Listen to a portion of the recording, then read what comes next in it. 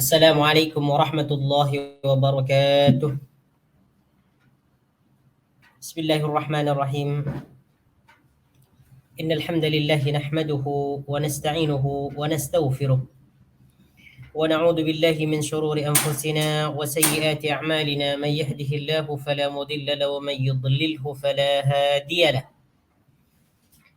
أشهد أن لا إله إلا الله وحده لا شريك له وأشهد أن محمدا عبده ورسوله لا نبي بعده. اللهم صل وسلم على نبينا محمد وعلى آل محمد كما صليت على إبراهيم وعلى آل إبراهيم إنك حميد مجيد. وبارك على محمد وعلى آل محمد كما باركت على إبراهيم وعلى آل إبراهيم إنك حميد مجيد. أعوذ بالله من الشيطان الرجيم. يا أيها الناس اتقوا ربكم الذي خلقكم من نفس واحدة وخلق منها زوجها وبث منهما رجالا كثيرا ونساء واتقوا الله الذي تساءلون به والأرحام إن الله كان عليكم رقيبا. يا أيها الذين آمنوا اتقوا الله حق تقاته ولا تموتن إلا وأنتم مسلمون. اللهم لا سهل إلا ما جعلته سهلا وأنت تجعل الحزن إذا شئت سهلا. رب اشرح لي صدري ويسر لي أمري واحلل عقدة من لساني يفقه قولي. ربنا لا علم لنا إلا ما علمتنا إنك أنت العليم الحكيم. Ikhwani ukhati fillah azani Allah wa iyyakum. Kita bersyukur kepada Allah Subhanahu wa taala karena pada pagi ini kita diberikan nikmat yang sangat agung, yaitu nikmat sehat, nikmat masa. Sehingga dengan nikmat tersebut kita diberikan taufik oleh Allah Subhanahu wa taala untuk mempergunakan nikmat tersebut dalam hal kebaikan, yaitu menuntut ilmu agama, mempelajari tentang kitab yang menjadi fondasi ataupun pegangan agama Islam, yaitu Al-Quran. Baik, insyaAllah ta'ala pada pagi ini kita akan sambung pelajaran kita, yaitu mengerti Al-Quran surah Ali Imran. Surah Ali Imran, bagi yang mempunyai buku, silahkan buka buku kalian pada muka surat yang ke berapa ya? Yang ke-15. Bagi yang ingin menggunakan Al-Quran, silahkan buka muka surat yang ke-62, yaitu ayat yang ke-93. Ayat yang ke-93 ini berkaitan dengan makanan, ya, berkaitan dengan makanan yang diharamkan oleh Nabi Ya'qub alaihi salam kepada dirinya sendiri. Dan kemudian makanan itu diharamkan pula oleh keturunan ataupun anak-anak daripada Nabi Ya'qub alaihi salam. Baik. Seperti mana biasa, saya akan bacakan dulu ayat ini. A'udzu billahi minasyaitonir rajim. كل الطعام كان حلا لبني إسرائيل إلا ما حرم إسرائيل على نفسه من قبل أن تنزل التوراة. قل فأتوا بالتوراة فاتلوها إن كنتم صادقين. فمن افترى على الله الكذب من بعد ذلك فأولئك هم الظالمون. قل صدق الله فاتبعوا ملة إبراهيم حنيفا وما كان من المشركين. قل صدق الله فاتبعوا ملة إبراهيم حنيفا وما كان من المشركين. إن أول بيت وضع للناس للذي ببكة مباركا وهدى للعالمين فيه آيات بينات مقام إبراهيم ومن دخله كان آمنا ولله على الناس حج البيت من استطاع إليه سبيلا ومن كفر فإن الله غني عن العالمين كل الطعام كان حلا لبني إسرائيل كل الطعام setiap makanan Kullu ta'ami setiap makanan. Ta'amun ini makna dia adalah makanan. Kullu ta'ami semua ataupun setiap makanan. Kana hillan li bani Isra'ilah. Halal. Kana hillan. Halal li bani Isra'ilah bagi Bani Israel. Iaitu bagi anak cucu ataupun keturunan Nabi Ya'qub alaihi salam. Sedangkan Israel sendiri adalah nama kepada Nabi Ya'qub. Bani Israel ini maksud dia adalah keturunan ataupun anak cucu Nabi Ya'qub alaihi salam. Kullu ta'ami kana hillan. Hillan di sini kedudukan dia adalah sebagai khabar. Ya, sebagai khabar kepada kana. Hillan, kana hillan, asal dia hillun. Ya, asal dia hillun. Apabila perkataan hillun ini menjadi khabar kana, maka hukum i'rab dia adalah mansub. Menjadi khabar kana, mansub dengan tanda fathah. Kana hillan li bani Israila bagi Bani Israel ataupun kaum Israel. Illa ma harrama Israilu ala nafsihi. Jadi yang dimaksud pada ayat ini kullu ta'ami kana hillan li bani Israel. Bahawa setiap makanan, setiap jenis makanan ini dihalalkan dahulu bagi kaum Bani Israel. Daging, susu, semua jenis makanan ini dihalalkan. Tidak ada yang diharamkan bagi mereka. Tidak ada yang diharamkan bagi mereka. Semua anak cucu Bani Israel ini boleh makan apa saja. Yang penting itu jenisnya memang halal. Memang dihalalkan oleh Allah Subhanahu wa taala, maka boleh dimakan oleh mereka. Tidak ada masalah. Nah, kemudian di sini ada istisna. Ada illa. Illa ma harrama Israilu ala nafsihi. Illa ma kecuali makanan. Illa ma kecuali makanan ataupun kecuali apa. Ma di sini adalah isim mausul ya. Isim mausul. Illa ma kecuali apa ataupun benda ataupun makanan harrama Israilu yang diharamkan oleh Israel. Harrama ini merupakan fi'il madhi yang mengikut wazan fa'ala. Ya. Fa'ala. Harrama. Makna harrama di sini adalah mengharamkan ya. Mengharamkan. Ya, jadi perkataan haram, haram dalam bahasa Melayu itu diserap daripada bahasa Arab yaitu harama ataupun harrama. Tapi kalau kalimah harrama ini makna dia adalah mengharamkan. Harrama yuharrimu tahriman. Ya. Baik. Sebagaimana yang disebutkan tadi bahwa harrama ini adalah fi'il madhi. Setiap fi'il itu pasti mempunyai fa'il. Fa'il dia, ada subjek dia.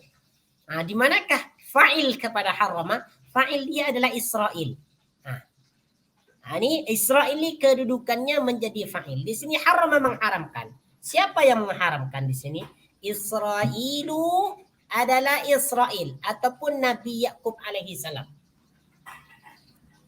Perkataan Israel yang kedua di sini adalah bukan Bani Israel, tetapi di sini adalah Nabi Ya'qub alaihi salam. Nabi Ya'qub alaihi salam. Di sini disebutkan Israel ini adalah nama Nabi Ya'qub alaihi salam. Ala nafsihi atas dirinya. Ala nafsihi atas dirinya. Nafsun itu makna dia adalah diri ataupun seseorang. Nafsihi. Isim dhamir di sini merujuk kepada Israel. Ala nafsihi kepada dirinya. Iaitu kepada diri Nabi Israel alaihi salam. Kepada Nabi Ya'qub alaihi salam. Min qabli an tunazzalat Taurah. Jadi, apa yang dimaksud dalam ayat ini? Harrama Israilu ala nafsihi. Nah, tadi sebagaimana yang sudah disebutkan bahwa jenis makanan, semua jenis makanan itu kullu tu'am halal bagi kaum Bani Israel. Halal semua, tidak diharamkan oleh Allah Subhanahu wa taala. Kecuali ada makanan yang diharamkan oleh Nabi Yakub alaihi salam untuk dirinya sendiri. Bukan diharamkan kepada kaumnya, tetapi diharamkan kepada dirinya sendiri. Untuk dirinya ada beberapa makanan yang diharamkan oleh Israel. Maksudnya diharamkan ini, Nabi Israel alaihi salam, Nabi Yakub alaihi salam tidak mau memakan makanan itu karena ada faktor tertentu. Karena ada sebab tertentu kenapa Nabi Yakub ini mengharamkan untuk dirinya makanan itu. Sebagaimana yang akan disebutkan nanti di sini. Illa ma harrama Israilu ala nafsi. Kecuali makanan yang diharamkan oleh Nabi Yakub alaihi salam untuk dirinya sendiri.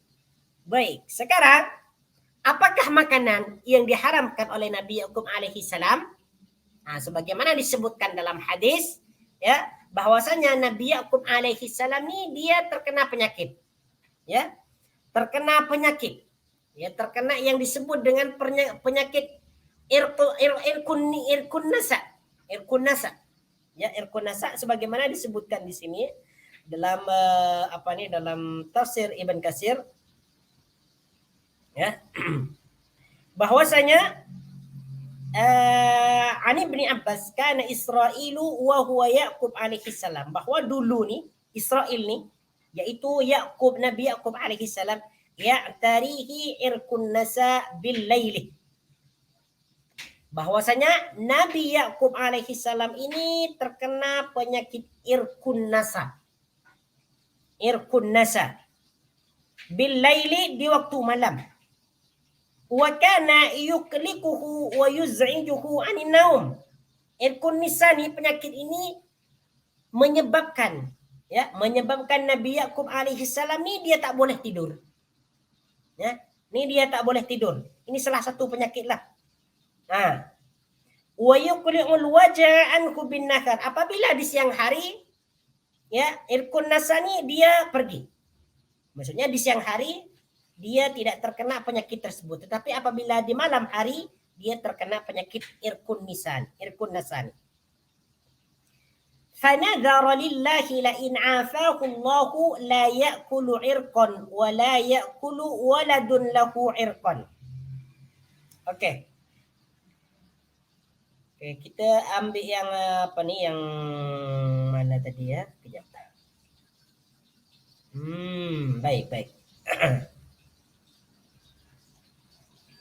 Oke, sebentar ya.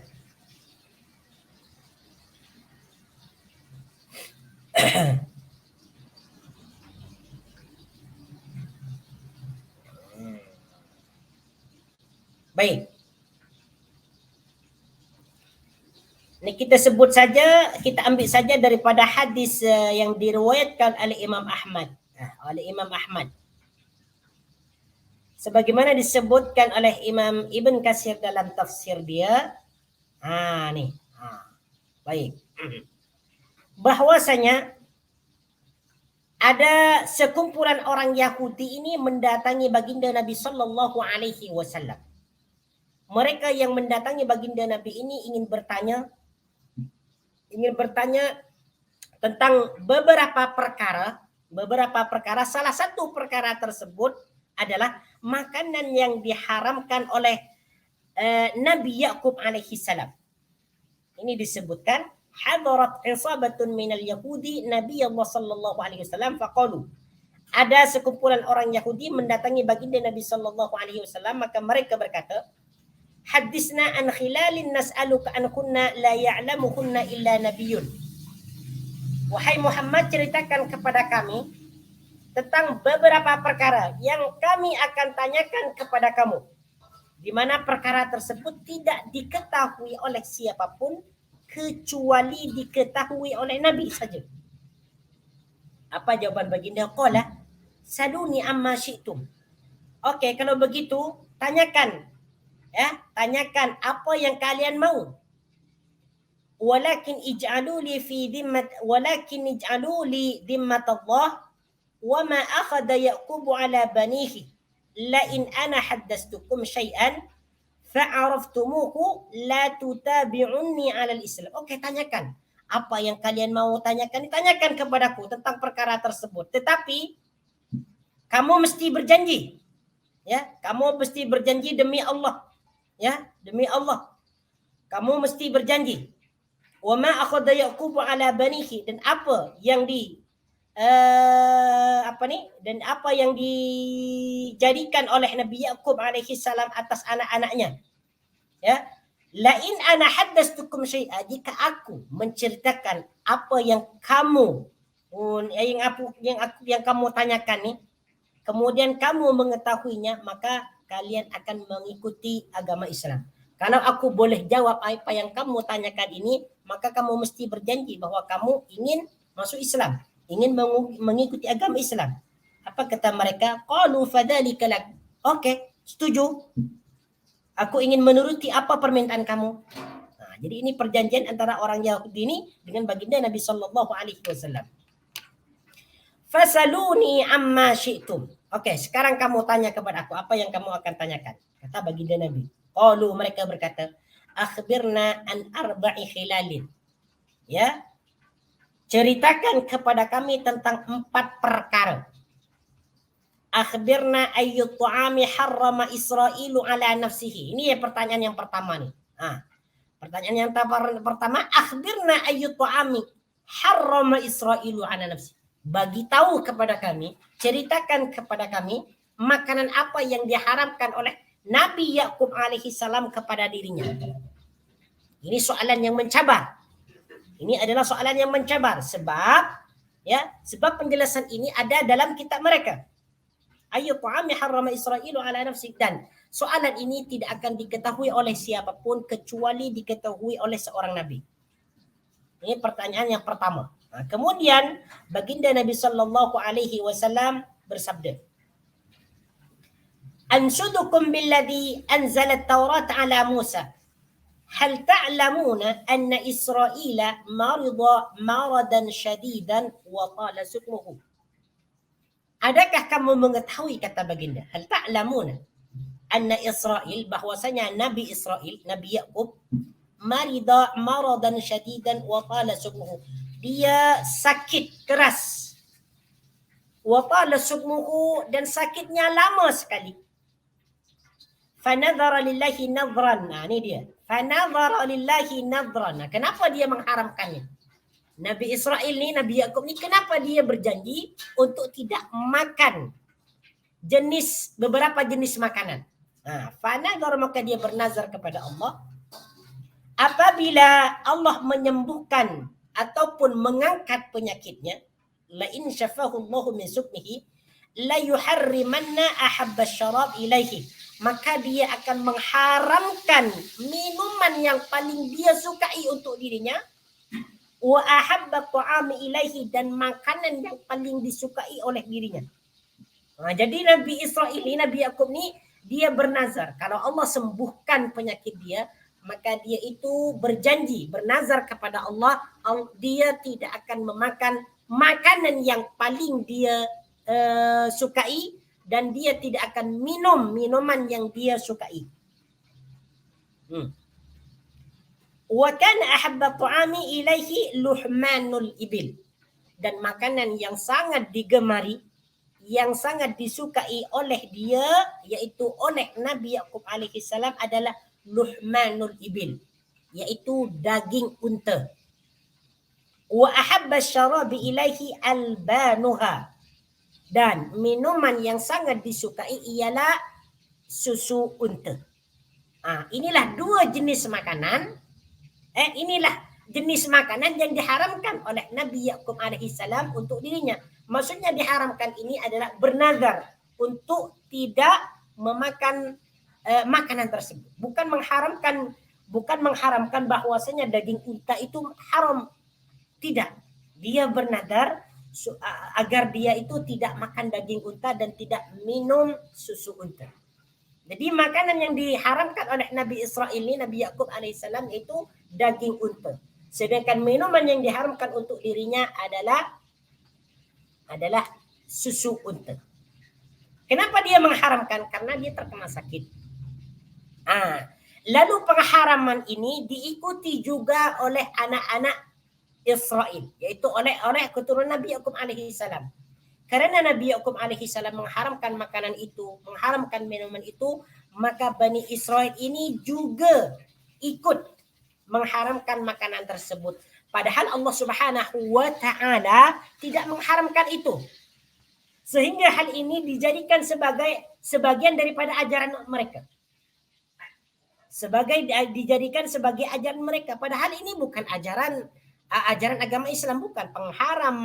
Pengharaman daging unta dan minuman susu itu bukan termasuk daripada syariat. Cuman mereka ini diada-adakan oleh Bani Israel. Mereka mengikuti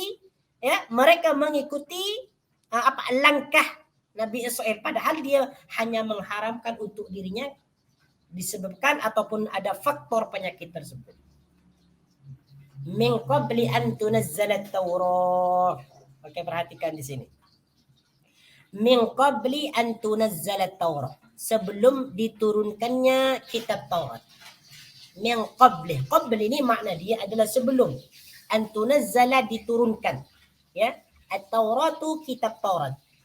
Min qabli an tunazzalat Taurah. Sebelum diturunkannya kitab Taurat. Makanan yang diharamkan oleh Nabi Israel ini kepada dirinya itu diharamkan sebelum diturunkannya kitab Taurat kepada Nabi Isa alaihissalam, kepada Nabi Musa, kepada Nabi Isa alaihissalam. Kemudian, Kul fa'tu bit-Taurati fatluha in kuntum sadiqin. Sebelum diturunkannya kitab Taurat kepada Nabi Musa alaihi salam. Kul fa'tu bit-Taurah fatluha in kuntum sadiqin. Kul, katakanlah wahai Muhammad, fa'tu bit-Taurati, fa'tu, maka datangkanlah ataupun bawalah. Fa'tu di sini adalah merupakan fi'il amar, menunjukkan jamak. Kul, katakanlah wahai Muhammad. Ini ditunjukkan kepada baginda Nabi sallallahu alaihi wasallam. Baginda Nabi diperintahkan oleh Allah Subhanahu wa taala untuk mengatakan sesuatu kepada orang-orang Yahudi. Karena mereka telah mengharamkan makanan yang tidak diharamkan oleh Allah Subhanahu wa taala. Jadi fa'tu, kalau begitu, jika kalian itu mengharamkan makanan, ya, jika betul dalam agama kalian itu diharamkan makanan apa tadi? Daging unta ataupun minum susu, fa'tu bit-Taurati. Datangkanlah kitab Taurat yang menjelaskan bahwa pengharaman itu memang datang daripada Allah. Ini dia. Fa'tu bit-Taurati. Datangkanlah kitab Taurat. Fatluha, lalu kamu baca. Fatlu, lalu kamu baca. Uktu dengan utlu ni merupakan fi'il amar. Ini kata suruhan, menunjukkan kepada jamak. Fatluha, maka datangkanlah dia. Di sini merujuk kepada At-Taurat, kepada kitab Taurat. Di sini adalah isim dhamir. Setiap isim dhamir itu ada rujukan dia. Dan rujukan di sini merujuk kepada kitab Taurat. Sebab di sini adalah isim dhamir muannas, menunjukkan ataupun merujuk kepada isim muannas juga. At-Taurah ini adalah isim muannas. Fatluha, maka kamu baca dia. Baca kitab Taurat. Okey. Jadi maksud dia, in kuntum sadiqin, jika kamu itu adalah orang-orang yang benar, orang-orang yang jujur. In kuntum sadiqin, jika kamu itu adalah orang-orang yang jujur ataupun yang benar. Sadiqun. Sadiqun, bentuk mufrad dia adalah sadiqun, orang yang jujur. Sadiqun. Ini bentuk mufrad, isim mufrad. Apabila dibentuk kepada jamak, sadiqina. Sadiqina, iaitu ditambahkan iya dan nun. Sadiqina. Asalnya sadiqun. Ditambahkan ya dan nun ini menunjukkan jamak. Ini yang disebut dengan jamak mudzakkar salim. Itu jamak yang menunjukkan jamak mudzakkar salim, jamak untuk lelaki, ya, untuk lelaki. Sadiqin, orang-orang yang jujur, orang-orang yang benar. Okey, apa yang dimaksud di sini? Qul fa'tu bit-Taurati fatluha in kuntum sadiqin. Sebagaimana yang sudah dijelaskan tadi, bahwa Kaum Bani Israel ini sengaja mengharamkan makanan karena mereka mengikuti Yakub alaihi salam. Padahal Nabi Yakub alaihi salam itu mengharamkan makanan itu untuk dirinya sendiri. Dan ini bukan syariat. Dan ini bukan perintah Allah Subhanahu wa taala untuk mengharamkan makanan untuk dirinya. Cuma di sini sebagai taqarrub, ya. Nabi Israel alaihi salam ni, Nabi Yakub alaihi salam mengharamkan makanan itu sebagai taqarrub kepada Allah Subhanahu wa taala, dan ini dibolehkan dalam agama mereka. Sebagaimana Imam Ibnu Katsir di sini menyebutkan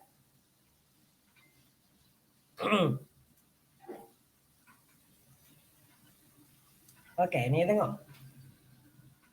وهكذا قال الضحاك والسدي كذا حكاه ورواه ابن جرير في تفسيره قال فاتبعه بنوه, anak-anaknya mengikuti langkah Nabi Yakub alaihi salam fi tahrimi dzalika, di dalam mengharamkan makanan itu, istinanan bihi waqtidaan bi tariqihi, karena mengikuti langkah ataupun cara Nabi Yakub alaihi salam. Naam. Okey, kemudiannya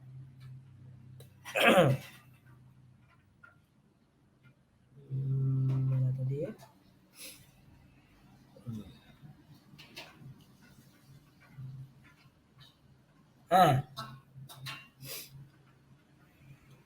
Kata Ibn Katsir, qultu wa li hadha as-siyaqi ba'dama taqaddama munasabatan, dan dalam penjelasan ayat ini, ya, dan dalam penjelasan ayat ini, ba'dama taqaddama, yang telah disebutkan, munasabatani, ada dua kemunasabahan, ada dua apa istilah dia ya, ada dua kesesuaian ataupun penjelasan.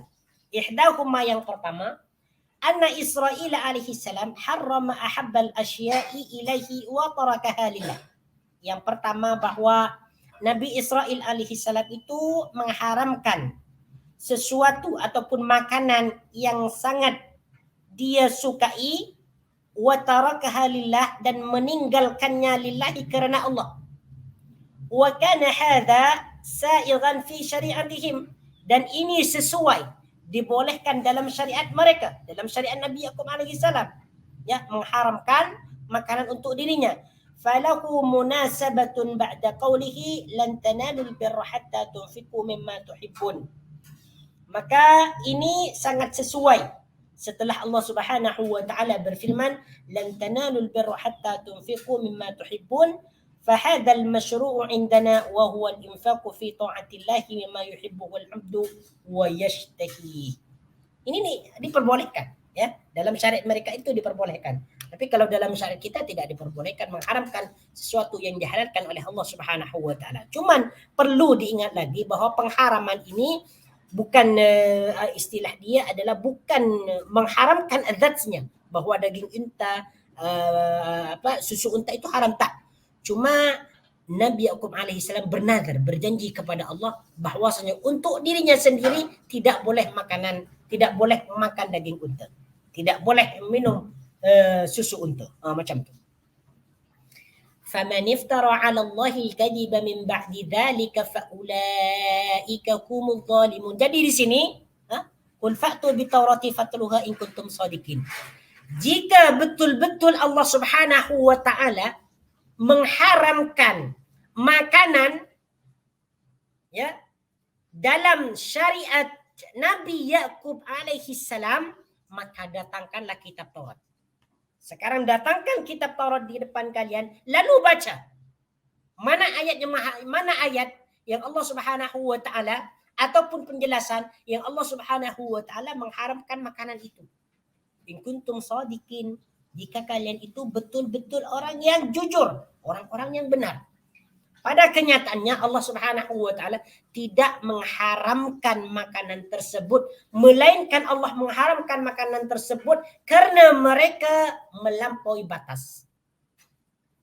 Karena mereka telah mengharamkan makanan itu untuk diri mereka sendiri, maka Allah Subhanahu wa taala mengharamkan makanan itu juga karena ini sebagai balasan terhadap sikap mereka yang melampaui batas. Karena mereka itu mengharamkan makanan itu untuk diri sendiri, untuk diri mereka sendiri, maka Allah juga mengharamkan makanan itu. Ini sebagai hukuman bagi mereka. Dan ini mengandung hikmah. فَمَنِ افْتَرَى عَلَى اللَّهِ الْكَذِبَ مِنْ بَعْدِ ذَلِكَ فَأُولَئِكَ هُمُ الظَّالِمُونَ. فَمَنِ افْتَرَى, maka sesiapa iftara yang mengada-ngada, membuat-buat. Iftara makna dia adalah membuat-buat ataupun mengada-ngada. Iftara ni dia mengikut wazan ifta'ala, asal dia iftaraya. Ifta'ala makna dia mengada-ngada, mengada-adakan, membuat-buat. Apa yang dia buat-buat? Al-kadhiba dusta. Al-kadhiba dusta. Al-kadhiba di sini kedudukan dia menjadi maf'ul daripada perkataan iftara. Objek dia. Apa yang dia ada-adakan ni? Yaitu dusta alallahi kepada Allah. Faman iftara alallahi al-kadhib. Maka sesiapa yang mengada-adakan kedustaan, membuat kedustaan terhadap Allah, min ba'di dzalika, setelah itu, min ba'di dzalika, setelah itu, faulaika humudz zalimun, maka mereka itu adalah orang-orang yang zalim.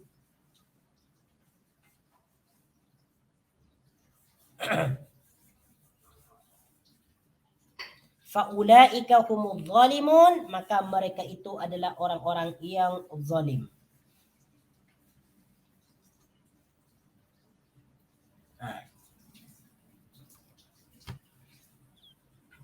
Min ba'di dzalika, setelah itu, faulaika, maka mereka itu, ulaik ni dia merujuk kepada faman iftara 'ala Allahi al-kadhiba min ba'di dzalika faulaika humudz zalimun, maka mereka itu adalah orang-orang yang zalim.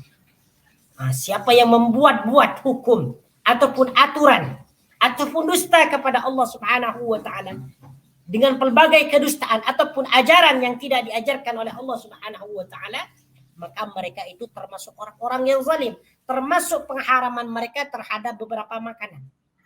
Ini adalah kedustaan yang nyata kepada Allah, bahwa Allah telah mengharamkan makanan dahulu. Tidak. Allah tidak mengharamkan makanan, justru yang mengharamkan makanan itu adalah Nabi Yakub alaihissalam untuk dirinya sendiri, dan ini bertujuan untuk nazar saja, bukan pengharaman daripada Allah. Cuman oleh orang-orang Yahudi disebutkan bahwa Nabi Israel, Nabi Yakub alaihissalam telah mengharamkan beberapa makanan. Maka Allah di sini menyebutkan sebagai konsekuensi bagi mereka, faman iftara 'ala Allahil kadhib, sesiapa yang berbuat dusta, mengada-ngadakan kedustaan kepada Allah Subhanahu wa taala, min ba'di dzalik, setelah datang hujah yang nyata, faulaika humudz zalimun, maka mereka ini adalah orang-orang yang zalim. Mereka ini adalah orang-orang yang kafir. Oke, kemudian pada ayat berikutnya, yaitu pada ayat yang ke-90. Qul sadaqallah, qul, katakanlah. Ini ditunjukkan kepada baginda Nabi sallallahu alaihi wasallam. Apabila ada perkataan qul, ya, ini ditunjukkan kepada baginda Nabi sallallahu alaihi wasallam. Seperti mana yang terdapat dalam surah-surah yang lain, dalam surah Al-Kafirun, qul ya ayyuhal kafirun, dalam surah Al-Ikhlas, qul huwallahu ahad, dalam surah An-Nas, qul a'udzu birabbin nas, dalam surah Al-Falaq, qul a'udzu birabbil falaq. Ini ditunjukkan kepada baginda Nabi sallallahu alaihi wasallam. Ada perkara penting yang disuruh sampaikan kepada umatnya.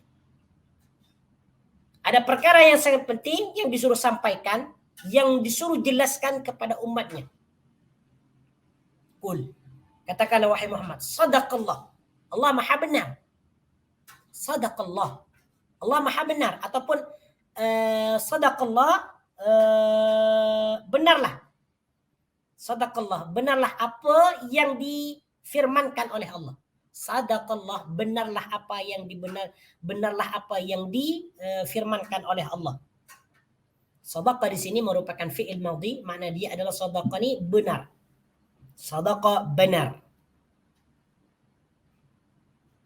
Ini merupakan fi'il lazim, ya, fi'il lazim, fi'il yang tidak mempunyai maf'ul, tidak memerlukan maf'ul. Allah di sini kedudukan dia adalah sebagai fa'il daripada sadaqa. Benar. Siapa yang benar di sini? Allahu Allah. Jadi terjemahan dia sadaqallah, benarlah Allah. Yang disebut benarlah Allah ni apa? Yang difirmankan oleh Allah. Benarlah apa yang difirmankan oleh Allah. Okey, apa yang dimaksud di sini? Kul sadaqallah.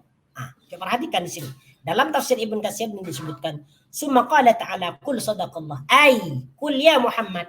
Katakanlah wahai Muhammad, sadaqa fima akhbar. Allah Maha benar apa yang dia jelaskan, apa yang dia khabarkan, bihi wa fima syara'ahu fil Quran, dan apa yang dia syariatkan dalam Al-Quran.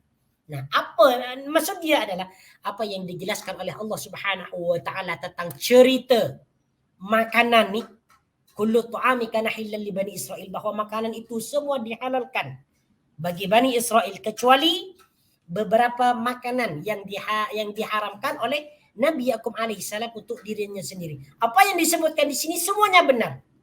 Yang diceritakan oleh Allah, yang dijelaskan oleh Allah, yang diberitahukan oleh Allah dalam kitab Taurat, dalam kitab Injil, dalam Al-Quran, dalam syariat yang diwajibkan oleh Allah Subhanahu wa taala, itu semuanya benar.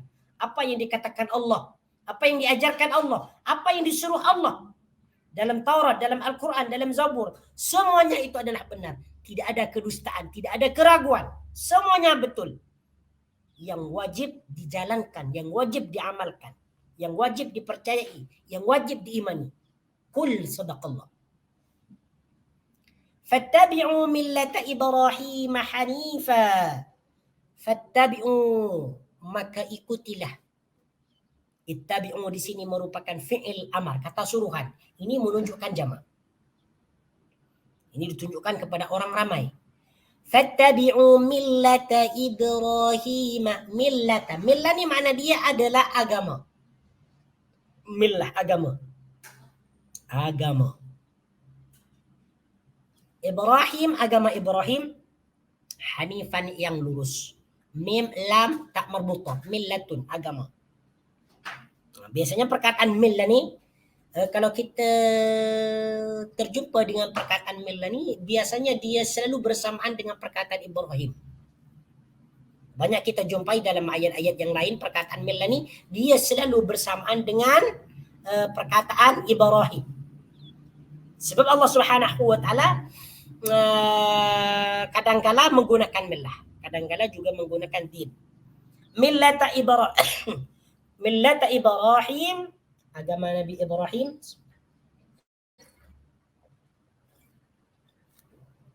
Hanifan, yang lurus. Hanifan, yang lurus. Hanifan, yang lurus. Perkataan millah di sini adalah susunan idhafah. Millatani dia dimudhafkan kepada perkataan Ibrahim. Asal dia millatun dan Ibrahimu. Nah, millatun dan Ibrahim. Apabila digabungkan, maka dia menjadi millata Ibrahim, agama Ibrahim. Dan millat Ibrahim ni kedudukan dia menjadi maf'ul daripada perkataan ittabi'u, ikutilah. Apa yang harus kalian ikuti, apa yang wajib kalian ikuti. Millata Ibrahim, agama Nabi Ibrahim, hanifan, yang lurus. Nah, apa yang dimaksud dalam ini? Apa yang dimaksud mengikuti agama Nabi Ibrahim yang lurus? Tengok ni dalam tafsir Ibn Katsir. Ai ittabi'u millata Ibrahim allati syara'aha Allah fil Quran. Ikutilah agama Ibrahim yang disyariatkan oleh Allah Subhanahu wa taala dalam Al-Quran. Ala lisani Muhammadin sallallahu alaihi wasallam, yang diterjemahkan, ya, yang diterjemahkan atas lisan baginda Nabi sallallahu alaihi wasallam. Syariat yang kita kerjakan, yang kita laksanakan, yang kita amalkan ini juga syariat Nabi Ibrahim alaihissalam, ya, juga syariat Nabi Ibrahim alaihissalam. Fa innahul haqqu seperti haji, manasik haji, sa'i, kemudian apa lagi? Di antaranya adalah menyunat dan sebagainya. Fa innahul haqqu alladhi la syakka fihi wa la miryata. Karena sesungguhnya millah Ibrahim ni, ya, sesungguhnya ajaran, ya, ajaran Nabi Ibrahim yang disebutkan dalam Al-Quran, al-haqqu itu adalah kebenaran, alladzi la syakka fihi wa la miryata, yang tidak ada keraguan, tidak ada syak sedikit pun. Wahya tariqatul lati lam ya'ti nabiyyun bi akammala minha wala abyana wala awdaha wala atam. Ya. Dan agama itu ya adalah merupakan jalan yang belum dibawa oleh nabi sebelumnya. Ya. Allati lam ya'ti nabiyyun bi akammala minha. Agama yang disebutkan ataupun ajaran yang disebutkan dalam Al-Quran itu merupakan agama yang paling sempurna, agama yang paling jelas, agama yang sangat clear, agama yang sangat sempurna yang tidak dibawa oleh Nabi sebelumnya. Ini merupakan agama Islam, agama yang yang kita anut sekarang, agama yang ajaran ataupun syariat yang dibawa oleh baginda Nabi sallallahu alaihi wasallam. Yang paling sempurna. وَمَا كَانَ مِنَ الْمُشْرِكِينَ وَمَا كَانَ مِنَ الْمُشْرِكِينَ. Jadi di sini وَمَا كَانَ مِنَ الْمُشْرِكِينَ dan Nabi Ibrahim alaihi salam ma kana minal musyrikin, bukan orang-orang yang musyrik. وَمَا كَانَ, ma kana di sini adalah negatif ya, bermakna tidak. Ma kana minal musyrikin, tidak ada ataupun tidaklah. وَمَا كَانَ dan tidaklah dia Nabi Ibrahim minal musyrikin, termasuk orang-orang yang musyrik, termasuk orang-orang yang berbuat syirik. Jelas Nabi Ibrahim alaihissalam adalah orang yang mentauhidkan Allah subhanahu wa ta'ala, ya, yang mengimani Allah subhanahu wa ta'ala, mengimani para nabi yang terdahulu, tidak pernah berbuat syirik, tidak pernah berbuat syirik sedikit pun.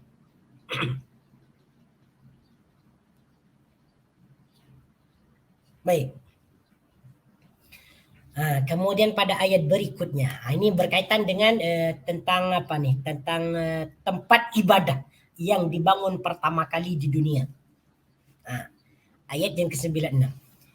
Inna awwala baiti wudi'a lin-nasi lalladhi bi Bakkah mubarakan wa hudan lil alamin. Inna awwala baitin, sesungguhnya rumah pertama kali. Awal ni makna dia adalah pertama ataupun yang awal. Ya. Inna, okay, di sini kita terjumpa dengan perkataan inna sebagaimana yang sudah kita pelajari bersama, bahwa inna di sini adalah huruf taukid kan, huruf taukid. Menegaskan, menguatkan. Apabila ada susunan ayat dimulakan dengan inna, itu bermaksud bahwa pernyataan ayat tersebut sangat kuat sekali, sangat tegas. Tidak ada kebohongan, tidak ada kedustaan. Justru yang ada di dalamnya adalah semua benar. Sangat kuat sekali. Diperkuat dengan perkataan inna. Inna awwala baitin, sesungguhnya rumah yang pertama kali. Ini yang dimaksud rumah ini adalah rumah ibadah. Ya, rumah ibadah. Wudi'a lin-nasi, yang dibangun untuk manusia. Wudi'a, yang dibangun. Wudi'an di sini makna dia adalah dibangun. Ini merupakan fi'il mudhari, fi'il madhi mabni majhulun. Mabni majhul. Yang dibangun ya, yang dibangun.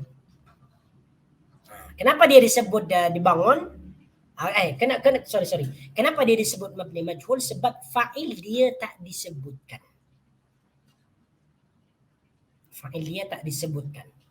Siapa yang membangun di sini? Yang membangun pertama kali tentunya Nabi Ibrahim alaihissalam dengan anaknya Ismail. Linnasi, untuk seluruh manusia.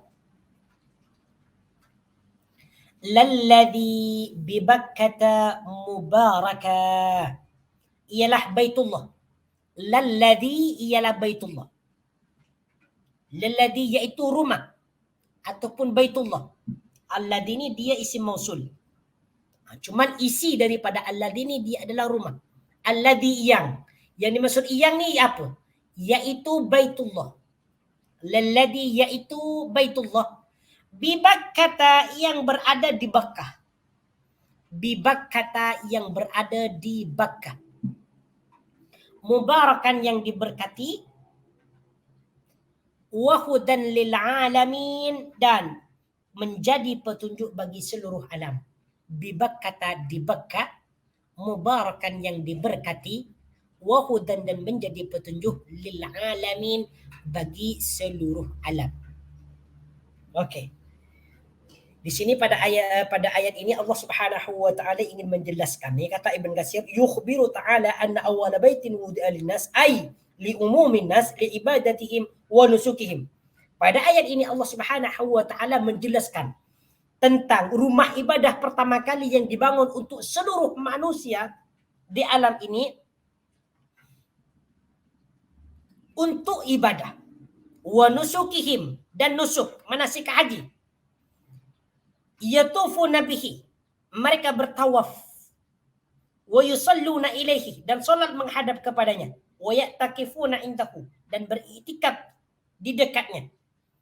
Lalladzi bi Bakkah, yaitu Baitullah. Baitullah ni apa?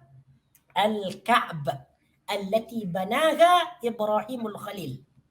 Ini dia maksudnya. Jadi yang dimaksud inna awwala baiti wudi'a lin-nasi lalladzi bi Bakkah mubaraka wa hudan lil alamin ini, Allah Subhanahu wa taala menjelaskan di sini bahwa rumah pertama kali, rumah ibadah yang dibangun untuk manusia ini adalah Baitullah, yaitu Ka'bah. Ini Ka'bah yang pertama kali dibangun untuk dijadikan sebagai tempat pusat ibadah. Seperti i'tikaf, tawaf, haji, ini adalah Ka'bah. Ka'bah. Baitullah Al-Haram. Ka'bah. Alladhi, yaitu Ka'bah di Bakkah yang berada di Bakkah. Okey.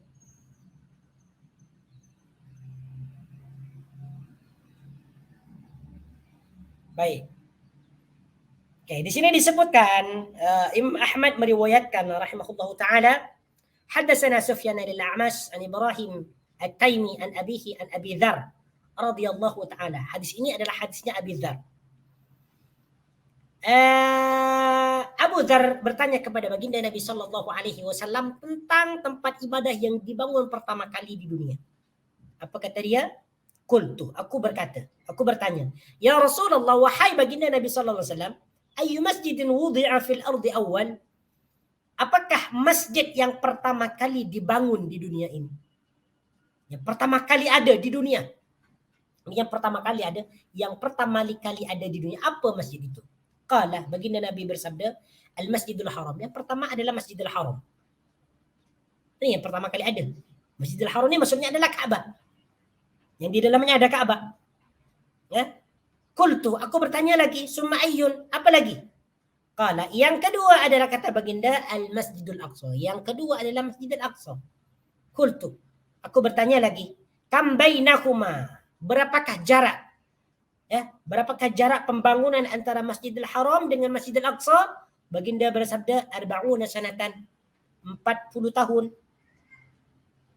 Qultu, aku tanya lagi, summa ayyun, apa lagi? Lalu apakah lagi ya Rasulullah? Qala, baginda Nabi sallallahu alaihi wasallam bersabda, summa haisu adarakta salata fasallih. Bila-bila kamu itu mendapati waktu solat, maka solatlah. Fakulluha, maka fakulluha masjidun, maka semuanya adalah masjid, tempat bersujud. Dan ini juga diriwayatkan oleh Imam Bukhari dan Muslim min hadis al-A'mash, daripada hadis A'mash. Jadi sudah jelas bahwa rumah yang pertama kali dibangun itu adalah Ka'bah Baitullah yang berada di Bakkah ataupun di Makkah, ya, ataupun di Makkah. Baik. Sekarang kita bertanya, apa yang maksud Bakkah ni? Perkataan Bakkah ni. Kita selalu baca ayat ini di Bakkah, tapi kita tak tahu apa maksud Bakkah ni. Bakkah ni maksud dia adalah Makkah. Nama lain kepada Makkah adalah Bakkah.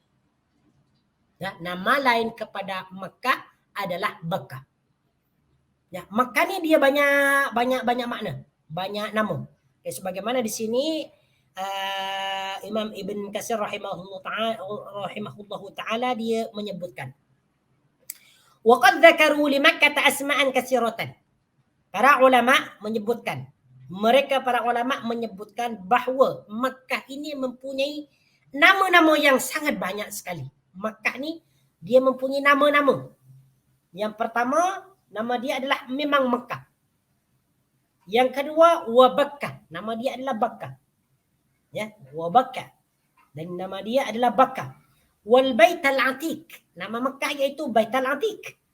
Kemudian lagi wal Baitul Haram, Baitul Haram. Nah, kalau kita sebut Mekah berarti Baitul Haram. Kalau kita sebut Makkah berarti Bakkah. Kalau kita sebut Makkah berarti Baitul Atiq. Wal Baladul Amin, lagi Baladul Amin. Makkah juga disebut Baladul Amin. Wal Ma'mun, Ma'mun. Wa Ummu Ruhmin, dan Ummu Rahim. Wa Ummul Qura, dan Ummul Qura. Nah, nama lain daripada Makkah adalah Ummul Qura. Wa Salah, wal Arsh ala wazni Badrin. Wal Qadis. Nama lain daripada Makkah Qadis.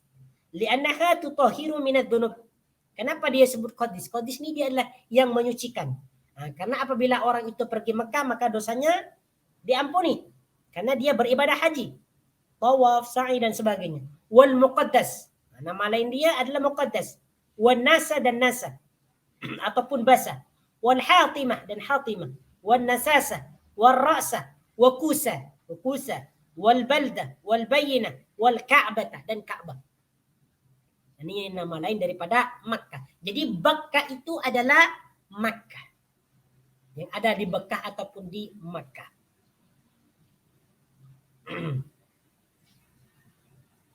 Baik.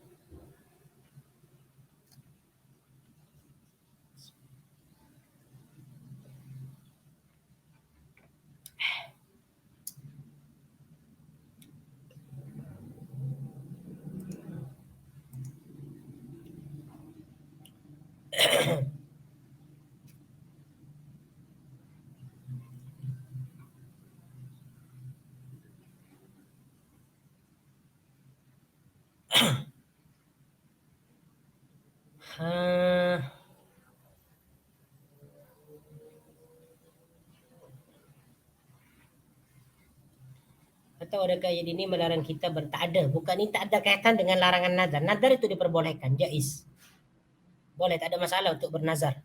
Cuman bernazar itu tidak dapat mengubah nasib seseorang. Tidak ada. Nazar boleh-boleh saja. Tak ada pelarangan. Apa lagi? Nah, rumah ibadah memang masjid. Nah.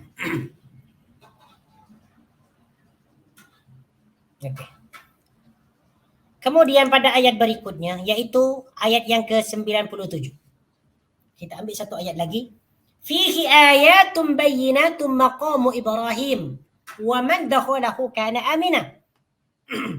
Ini menjelaskan tentang ayat-ayat ataupun keutamaan Baitullah Al-Haram, itu Makkahul Mukarram. Fihi, di dalamnya. Fihi, di dalamnya, yaitu di dalam bait ni, di dalam Baitullah, di sekitarnya ataupun di area Baitullah, di Masjidil Haram, ayatun bayyinatun, terdapat ayat-ayat yang jelas. Ayatun, terdapat ayat-ayat, bayyinatun yang jelas. Ayatun di sini merupakan jamak muannas salim. Ini menunjukkan isim jamak. Mufrad dia ayatun, satu ayat, satu tanda. Kalau ayatun itu tanda-tanda ataupun ayat-ayat. Bayyinatun yang jelas, yang clear, yang sangat tampak. Bayyinatun ni dia sifat kepada ayatun. Fihi ayatun bayyinat. Bayyinatun okay. Fihi ni dia adalah khabar muqaddam, ayatun adalah mubtada muakhar, bayyinatun adalah sifat dia. Fihi ayatun bayyinatun, di dalam Baitullah, di dalam rumah itu, tapi bukan secara spesifik dalam rumah Ka'bah itu tak. Tetapi di area Masjidil Haram, di dalam Masjidil Haram itu, bayyinatun, ayatun bayyinatun, terdapat ayat-ayat yang jelas. Ayat-ayat keagungan Allah Subhanahu wa taala. Salah satunya maqamu Ibrahim, maqam Ibrahim. Maqamu Ibrahim adalah maqam Ibrahim. Maqam Nabi Ibrahim alaihi salam. Apa yang disebut maqam Ibrahim ni? Jadi sebagaimana sudah disebutkan tadi, bahwa di Masjidil Haram ni, ya, di Baitullah Al-Haram ni, banyak tanda-tanda keagungan Allah Subhanahu wa taala, di antaranya adalah al-haji. Haji itu sendiri merupakan tanda-tanda kebesaran Allah Subhanahu wa taala. Ayat. Kemudian syiar-syiar agama, manasik-manasik haji. Ada sa'i, kemudian apa lagi? Ibadah-ibadah. Kemudian yang disebutkan di sini ada maqamu Ibrahim, yaitu makom Nabi Ibrahim alaihissalam. Ya. Makom Nabi Ibrahim alaihissalam ini maksud dia adalah tempat baginda Nabi sallallahu alaihi wasallam tatkala beliau membangun Ka'bah. Ketika Nabi Ibrahim alaihissalam membangun Ka'bah, ya, meletakkan batu dan tiang-tiang Ka'bah itu, baginda Nabi Ibrahim ini dia berpijak kepada makom itu.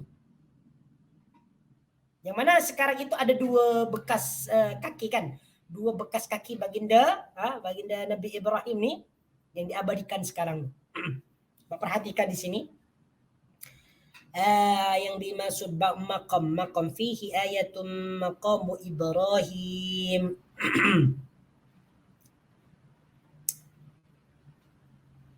Ni. Kata Ibn Katsir rahimahullahu ta'ala. Summa qala ta'ala maqamu Ibrahim. Apa ni maksud maqamu Ibrahim? Yakni, maksud dia alladhi lamma irtafa'al bina'u ista'ana bihi ala raf'il qawaidi minhu wal judran.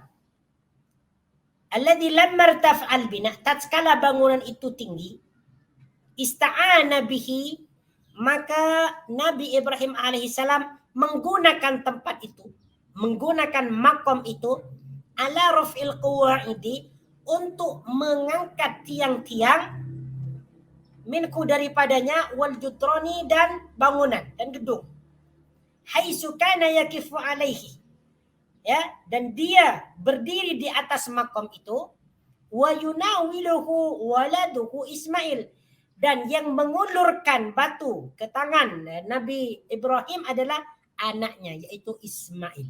Jadi ini sudah jelas bahwa yang dimaksud makom itu adalah tempat yang menjadi pijakan kedua kaki Nabi Ibrahim alaihissalam tatkala beliau membangun Ka'bah. Dan beliau membangun Ka'bah itu bersama anaknya, yaitu Nabi Ismail alaihi wassalam.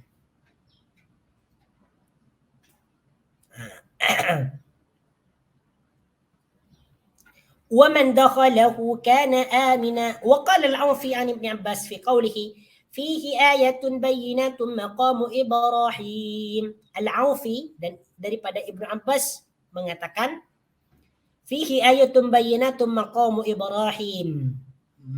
Yang dimaksud dalam ayat ini ay faminhunna maqamu Ibrahim wal mash'ar.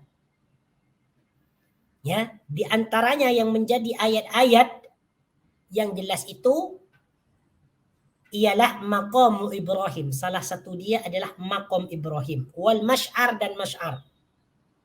Ya. Kemudian lagi ada tafsiran lain. An Ibn Abbas fi qawlihi maqamu Ibrahim. Tafsiran lain daripada Atha, daripada Ibn Abbas, maksud maqamu Ibrahim ni qala al-haramu kulluhu maqamu Ibrahim. Semua Masjidil Haram ini adalah maqam Ibrahim. Jadi bukan hanya yang bukan hanya dua bekas kaki Nabi Ibrahim saja yang dimaksud dengan maqam Ibrahim. Tetapi dalam tafsiran lain itu adalah al-haramu kulluhu maqamu Ibrahim. Masjidil Haram ni semuanya adalah maqamu Ibrahim. Wa lafdhu amrin, dan lafaz Amar, al-hajaru kulluhu maqamu Ibrahim. Hajar, batu itu semuanya adalah disebut maqamu Ibrahim. Kemudian, ini jelas ya. Wa man dakhalahu kana amina. Wa man dakhalahu, sesiapa.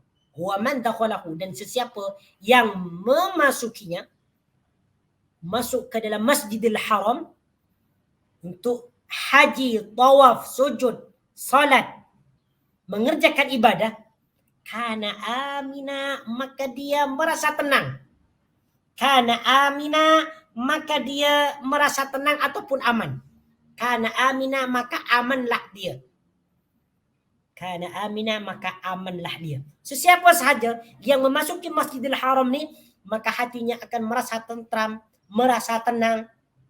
Kenapa? Karena di dalamnya tidak ada perbuatan buruk, tidak ada kejahatan, tidak ada penculikan, tidak ada pembunuhan, tidak ada peperangan. Allah Subhanahu wa taala memang menjaga Masjidil Haram, memang menjaga kota Mekah. Ya, sesiapa yang membunuh akan dikisos. Siapa yang berzina di dalamnya akan dihad, akan direjam.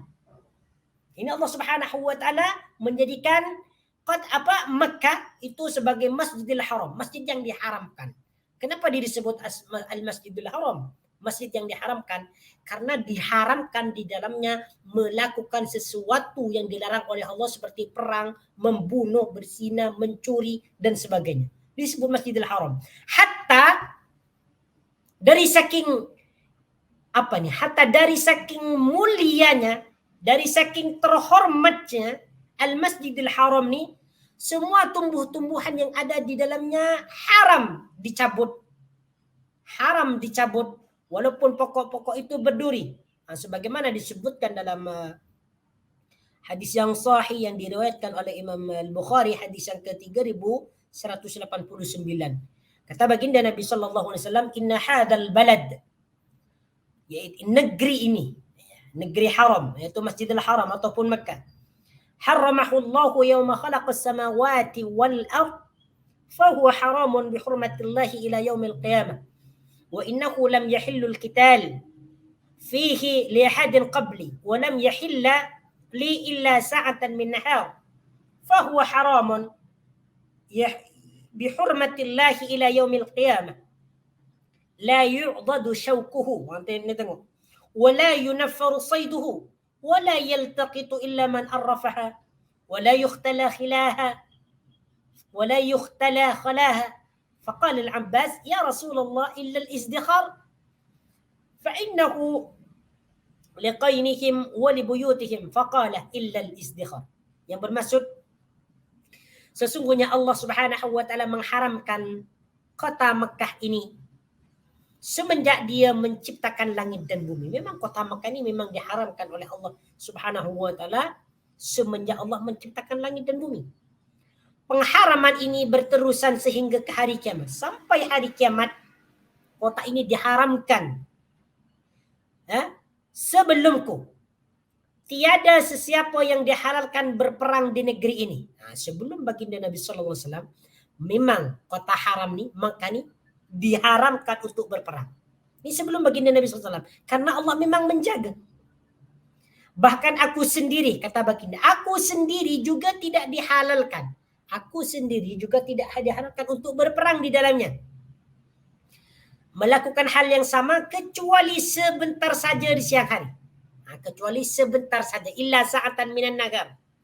Kecuali sebentar, baginda Nabi SAW ini pernah dihalalkan untuk berperang di dalamnya, cuman sementara saja ketika ingin menaklukkan kota Makkah. Pengharaman ini berterusan sehingga ke hari kiamat. Pohon yang berduri tidak dapat dicabut. Tengok ni, pohon yang berduri pun tidak boleh dicabut. Padahal pohon berduri itu boleh ni kan, boleh menyakiti ataupun memberikan mudarat, tapi tak boleh dicabut dalam di lingkungan Mekah ni, tak boleh. Tidak boleh memburu binatang, tak boleh, haram. Ini dari saking dihormatnya Baitul Haram. Barang yang tercicir, barang yang tertinggal di dalamnya tidak boleh diambil, tak boleh. Ada duit jatuh, uang jatuh ke apa, benda-benda berharga jatuh, tak boleh diambil. Melainkan ingin mengumumkan saja. Kalau dia mau mengumumkan boleh diambil, tak ada hal. Tapi kalau mau diambil, mau dijadikan sebagai miliknya, ini tak boleh. Serta tumbuh-tumbuhan tidak boleh dipotong. Segala jenis tumbuhan ni tak boleh dipotong. Al-Abbas berkata, kecualikan al-izdikhar. Kecualikan al-izdikhar wahai Rasulullah. Ini Abbas ini meminta kepada baginda Nabi sallallahu alaihi wasallam untuk tidak mengharamkan pohon izdikhar. Pohon izdikhar ya. Bukan sorry, saya silap. Bukan pohon izdikhar. tetapi pohon izkhir. Pohon izkhir. Apa pohon izkhir nih? Pohon yang wangi baunya seperti serai. Ada pohon yang wangi baunya dia macam serai. Wahai Rasulullah, karena ia bermanfaat untuk dijadikan bahan bakar, yaitu ganti kepada bayu bakar dan keperluan rumah, dijadikan bumbung rumah. Dulu memang dijadikan bumbung rumah nih, pohon izkhir nih. Rasulullah SAW menjawab, baiklah kecuali izkhir. Oke. Yang tidak diharamkan adalah cuman pohon izkhir, sebab dia dijadikan sebagai keperluan rumah. Keperluan rumah untuk dibakar dan untuk dijadikan sebagai bumbung. Ini Masya Allah, tabaraka rahman. Wa man dakhalahu kana amina. Sesiapa, kita mulai dulu sampai sekarang tidak ada pernah mendengar ada pergaduhan, kemudian ada peperangan di Baitul Haram. Tak ada kejahatan. Tentram, orang yang memasuki hatinya akan tentram, akan merasakan ketenangan. Walillahi 'alan nasi hajjul baiti man istata'a ilaihi sabila. وَمَنْ كَفَرَ فَإِنَّ اللَّهَ غَنِيٌّ عَنِ الْعَالَمِينَ. InsyaAllah ta'ala kita akan sambung pada minggu hadapan. Apa yang datang daripada anak itu kesalahan yang datang daripada anak itu merupakan kesalahan saya sendiri, dan kebenaran itu datang daripada Allah Azza wa Jal. Aku qawli hadza astaghfirullahal azim li wa lakum fa in kana sawaban fa min Allah وإن كان خطأ فمني والله ورسوله بريئان. سبحانك اللهم وبحمدك أشهد أن لا إله إلا أنت أستغفرك وأتوب إليك. وصلى الله على نبينا محمد وعلى آله وصحبه وبارك وسلم تسليما كثيرا والحمد لله رب العالمين. السلام عليكم ورحمة الله وبركاته.